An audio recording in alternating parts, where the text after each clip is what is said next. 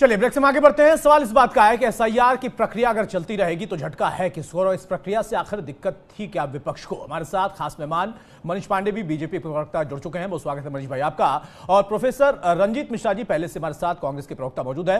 Professor साहब, आपने सुना होगा डॉक्टर अमीन को भी, उनका अनुभव भी है, चुनाव आयोग में उन्होंने अच्छा एक बड़े पद पर काम किया। वो कह रहे हैं कि हम जो काम करते हैं वो आम जनता के लिए करते हैं और पॉलिटिशियंस के लिए करते हैं, किसी विशेष पार्टी के लिए नहीं करते। तो ये आरोप वो खारिज कर रहे हैं। दूसरी बात कि जब इस पूरे मामले को लेकर पार्टियां लोग गए सुप्रीम कोर्ट, तो पहला ही जो प्रश्न था कि इस प्रक्रिया पर ही रोक लगा दी जाए, उसे खारिज किया कोर्ट ने। उसने कहा कि नहीं, प्रक्रिया पर रोक लगाने के कोई मतलब ही नहीं है, औचित्य ही नहीं है और ना ही हमारा अधिकार है। प्रक्रिया चलती रहेगी। हाँ, आपकी और जो मांगे थी आधार कार्ड, वोटर आईडी, उसको उन्होंने कहा कि ऐड ऑन करिए। तो इसमें दिक्कत क्या है, परेशानी कहां है और डर किसको है?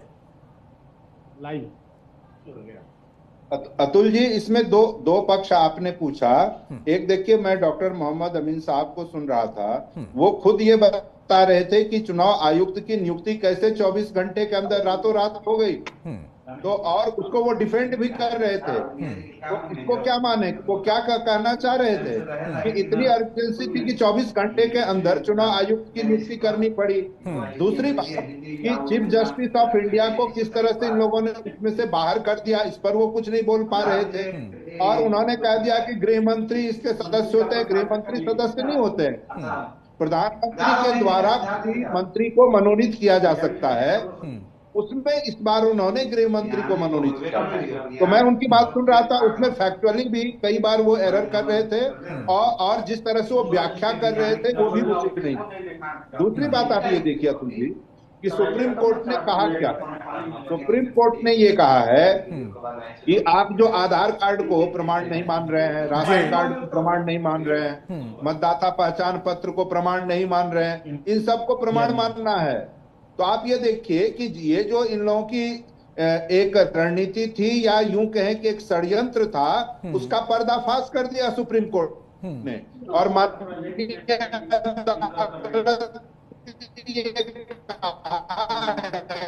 कि आपको आधार कार्ड को प्रमाण और मतदाता पहचान पत्र को भी प्रमाण मानना पड़ेगा। यही तो हमारी मांग थी, जिसको सुप्रीम कोर्ट ने स्वीकार किया है।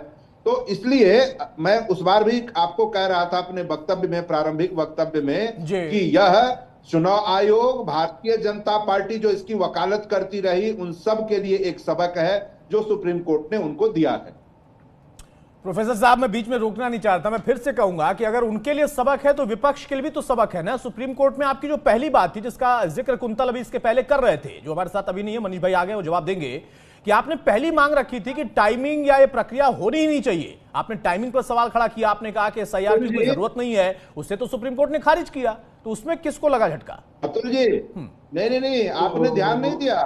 सुप्रीम कोर्ट की टिप्पणी जो आपके चैनल पे अभी नीचे स्क्रॉल कर रहा है, उसमें बार बार ये दिखाया जा रहा है कि सुप्रीम कोर्ट ने कहा कि अभी इतनी जल्दी में करनी। उन्होंने इसकी जल्दबाजी पे सवाल उठाया है और ये कहा है कि इसको इतनी जल्दी में नहीं करना चाहिए था। ये तो आपके इस पे नीचे चल रहा है, आप उसको देख लें। उसको मान रहे हैं सुप्रीम कोर्ट ने, तो मैंने लिखवाया है ना, इसलिए मुझे पता है। लेकिन जो बाकी बातें मैंने लिखवाया वो आप नहीं पढ़ रहे हैं। आपने वो वाली लाइन पढ़ ली प्रोफेसर साहब। ये अच्छा है कि आपने कम से कम मेरे चैनल का वो स्क्रॉल पढ़ा। लेकिन जो बाकी मैंने लिखवाया है कि वहां पर आपकी एक मांग नहीं मानी गई, वो आपने नहीं पढ़ी। न्यूज चैनल पे तो नीचे चल रहा है हेडलाइंस, उसी में है कि सुप्रीम कोर्ट, मैं कह तो रहा हूं कि मैंने लिखवाया है वो, लेकिन मैंने ये भी लिखवाया है कि प्रक्रिया चलती रहेगी, ये भी कहा सुप्रीम कोर्ट ने, वो नहीं पढ़ रहे हैं आप। अतुल जी, सुप्रीम कोर्ट ने यह भी कहा है कि अगर आपको करना ही था तो आप इतनी देरी क्यों किए, आपको पहले करना चाहिए था। तो यही तो हमारा भी सवाल है, हम टाइमिंग को लेकर ही तो हम भी सवाल उठाते रहे। मतलब अब आपने मान लिया कि सुप्रीम कोर्ट ने कहा भाई प्रक्रिया चलती रहेगी, तो उससे कोई आपत्ति नहीं है ना आपको? नहीं, एक बात देखिए अतुल जी, उन्होंने 4-5 मुख्य बातें की। एक, उन्होंने कहा कि ये आधार कार्ड को प्रमाण नहीं मान रहे थे, उन्होंने कहा मानना होगा। राशन कार्ड को प्रमाण नहीं मान रहे थे, मानना होगा। मतदाता पहचान पत्र को नहीं मान रहे थे, मानना होगा। तो ये सारे प्रूफ उन्होंने इंक्लूड किए। और साथ ही उन्होंने ये सवाल भी उठाया है कि अगर आपको यही रिवीजन करना था तो पहले क्यों नहीं किया, इतनी देरी क्यों कर दी। तो टाइमिंग को लेकर सुप्रीम कोर्ट ने भी सवाल उठाया है। अच्छा, ठीक है, ठीक है। मनीष भाई जल्दी से जवाब देंगे। भाई, बीजेपी जो चाहती थी वो बात नहीं मानी है सुप्रीम कोर्ट ने, क्योंकि चुनाव आयोग बीजेपी के इशारे पर काम करता है। टिप्पणी आपकी चाहूंगा, उसके बाद डॉक्टर अमीन मैं आपके पास आऊंगा। फिर से आप पर भी सवाल उठाया है, आपके वक्तव्य पर भी सवाल उठाया है प्रोफेसर रंजीत मिश्रा ने। बताइए मनीष जी। नहीं, देखिए, एक दो बात तो मैं चाहूंगा कि पैनल में डिस्कस जरूर हो। पहला तो ये कि ये कोई पहली बार पुनरीक्षण का काम नहीं हो रहा है। तो पहले पैनल में बैठे लोग यह बताएं कि अब तक जितनी बार हुआ था उससे इस बार कितना डिफरेंट है, क्या क्या चीजें डिफरेंट है। एक तो यह बताना चाहिए। कुछ चीजें अब हम 56 से अगर आज की बात ले तो बहुत सारी चीजें जो पहचान की बात थी वो तब थी ही नहीं, तो अब अगर जुड़ी है या नहीं जुड़ी है वह विषय दूसरा है। लेकिन प्रोसेस की बात मेरी जानकारी में जहां तक है कि 2003 में भी अगर हुआ था तो 31 दिन का समय लगा था। तो चुनाव आयोग ने कहा कि भाई 2003 के मतदाता एज इट इज वैसे ही रहने वाले हैं।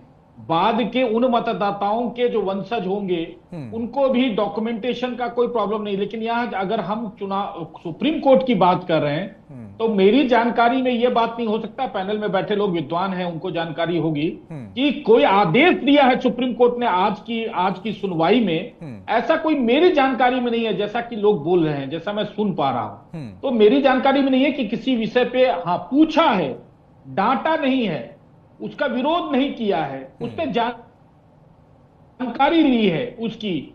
तो चुनाव आयोग उस सबका जानकारी दे रहा है, स्टे नहीं किया है, उसने कंटिन्यू रखा इन सारी चीजों को।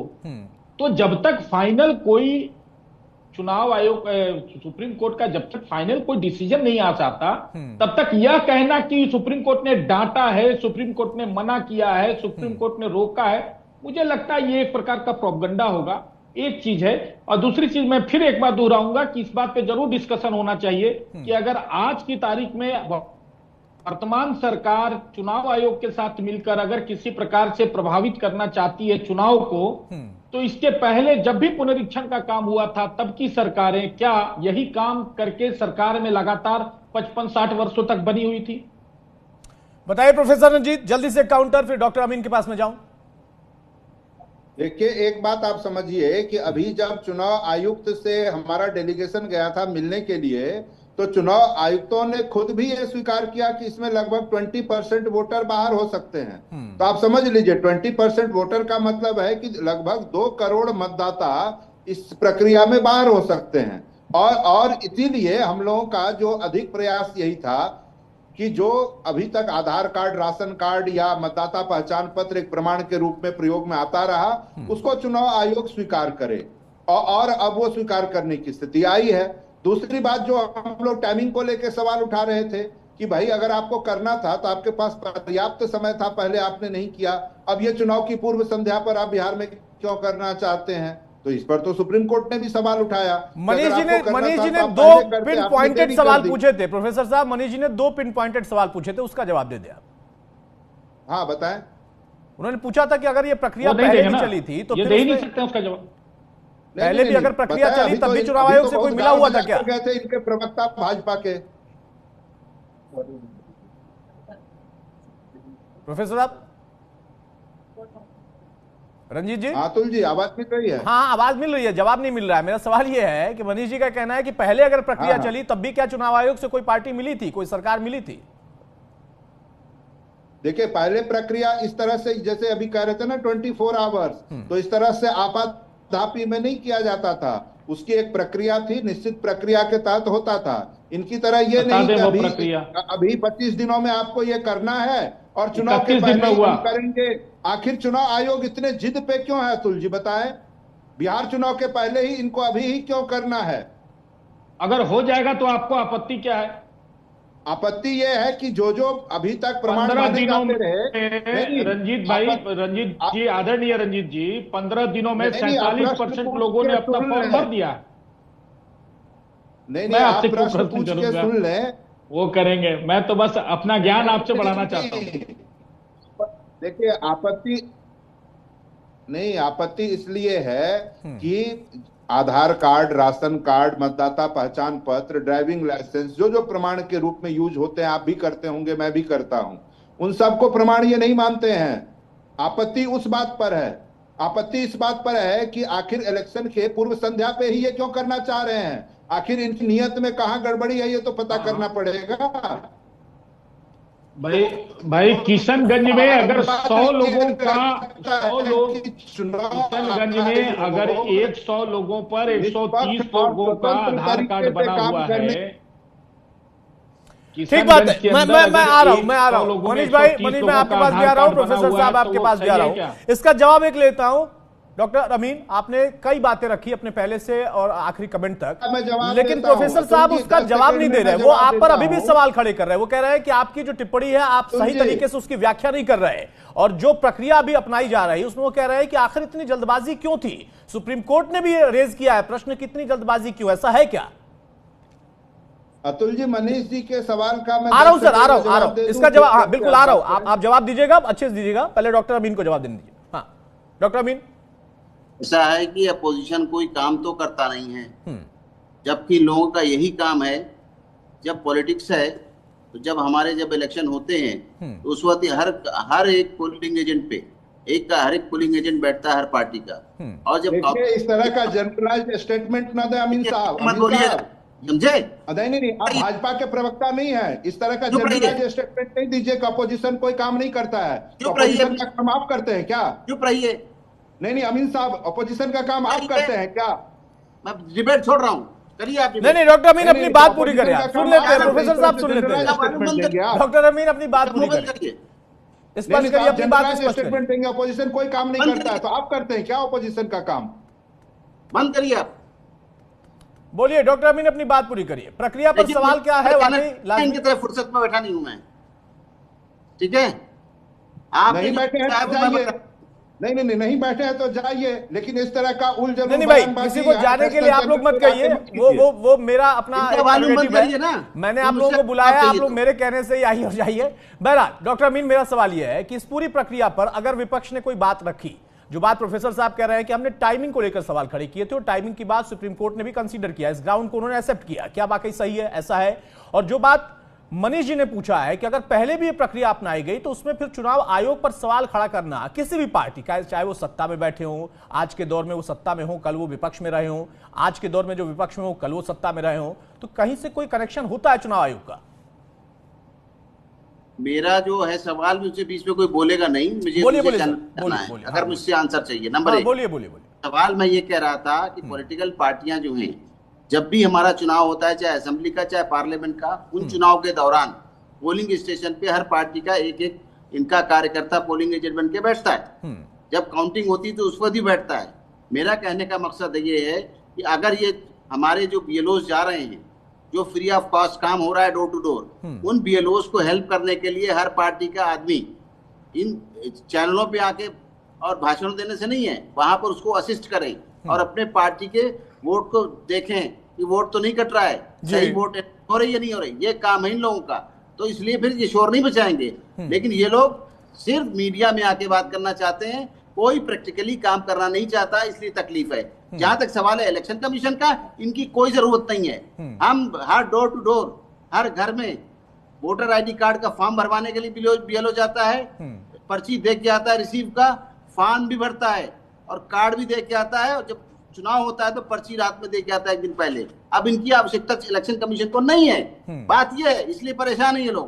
पहले इन्फ्लुएंस करते थे, हमने आपका वोट बनवा दिया, हमने आपकी पर्ची ला दी, ये सब धंधा कर दिया, खत्म इलेक्शन कमीशन ने। इलेक्शन कमीशन की प्रक्रिया है, संवैधानिक संस्था है, उसका काम है इलेक्शन कराना और टाइमली इलेक्शन कराना। ये लोग नहीं कराते कोई भी इलेक्शन कमीशन बॉडी है, वो खुद कराती है।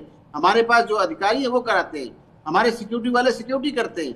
इनका काम है इलेक्शन लड़ना, तो अपने तरीके से लड़े। हाँ, कोई अगर गलत काम हो रहा है तो पॉइंट आउट करें, भी ये लोग कर रहा है तो हमारे एईआरओ को बोले, उसी जिले के अंदर डिस्ट्रिक्ट इलेक्शन अफसर है उसको बोले। लेकिन इस तरह के इल्जाम लगाना गलत बात है। और कभी भी इलेक्शन कमीशन किसी पार्टी का नहीं होता।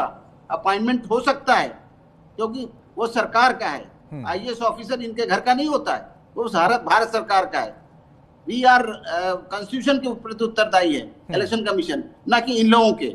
जहां तक सवाल अभी उल्टी बात कर रहे थे पढ़े लिखे होने के नाते कि ये इलेक्शन कमीशन को डाटा है, ये किया है। अरे संवैधानिक संस्था है, सुप्रीम कोर्ट के जजेस के बराबर रैंक है हमारे इलेक्शन कमिश्नर्स का, छोटा मोटा रैंक नहीं है, तो बच्चा नहीं जो डांट देंगे। आप बात करने के तरीका सूझिए, अगर आप पढ़े लिखे प्रोफेसर हैं उस तरीके से बात करिए, कोई आवश्यकता नहीं, सभी का सम्मान एक दूसरे रखे। मैं इतनी उम्मीद करता हूं, आप भी पढ़े लिखे हैं, वो भी पढ़े लिखे हैं। दूसरे चैनल पे जाने का परमिशन दीजिए। हाँ ठीक है, बहुत शुक्रिया सर, बहुत शुक्रिया डॉक्टर अमीन हमारे साथ जुड़ने के लिए। प्रोफेसर साहब आप जवाब दीजिएगा, उसके पहले मैं हाँ बोलिए प्रोफेसर साहब, आपको जवाब सुन लेने दीजिए। हाँ बोलिए।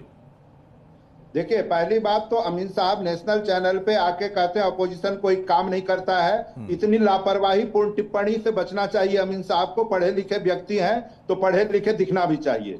दूसरी बात मैं ये कह रहा हूं कि इससे पहले ये तथ्यात्मक रूप से भी गलत बात करके गए थे, और चुनाव आयुक्त की नियुक्ति को लेकर जिन्होंने बात कही वो बातें भी ये गलत करके गए थे। उस पर मैंने सवाल किया था तो भाग खड़े हुए यहां से।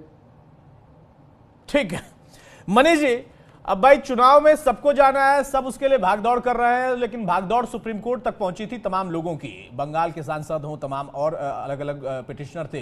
लेकिन सुप्रीम कोर्ट ने जो बातें कही हैं उसमें विपक्ष कह रहा है कि हमारे हक का फैसला है, पक्ष कह रहा है हमारे हक का फैसला है, यानी ये जो राजनीतिक दल है, सत्ता और विपक्ष। लेकिन चुनाव आयोग कह रहा है कि हम जो प्रक्रिया चला रहे थे उसमें हमारी इंटेंशन बिल्कुल क्लियर है, उस प्रक्रिया को चलाने की अनुमति सुप्रीम कोर्ट ने दे दी है।